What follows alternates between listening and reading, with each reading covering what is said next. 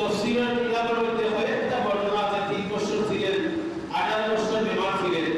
এই দীর্ঘদিন অসুস্থ থাকার পরে আল্লাহর নবীর দিয়া জবাব দিয়ে আল্লাহ বাইর করিয়া দিয়া থাকেন, রব্বিল আরনি মাসানিয়াদ দুররু ওয়া আনতা আরহামুর রাহিমিন। সব নবী আল্লাহ দরবারে দোয়া করছেন, রব্বিল আরনি মাসানিয়াদ দুররু ওয়া আনতা আরহামুর রাহিমিন। আইয়ুব নবী আল্লাহকে ডাক দিলেন, আল্লাহ আমি বেমার, তোমার দোয়া অসুস্থতা, তোমার দোয়া নিয়ামত।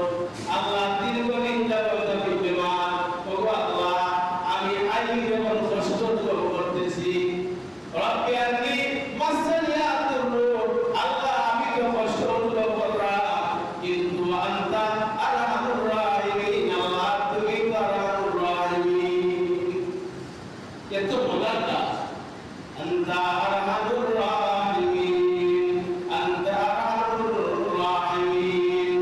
আল্লাহ নবী আলাইহিস সালাম ডাক দিলেন, আল্লাহ আমার কষ্ট হচ্ছে, তুমি তো আরহামুর রাহিমিন।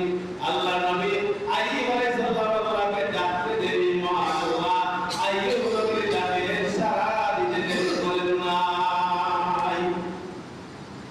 যেদিন আইয়ুব আলাইহিস সালামের ডাকে আল্লাহ সাড়া দিয়েছেন, বেমার থেকে আল্লাহ সুস্থতা নিয়ামত দান করছেন, সেই দিন ছিল 10ই মুহররম, আশুরার দিন।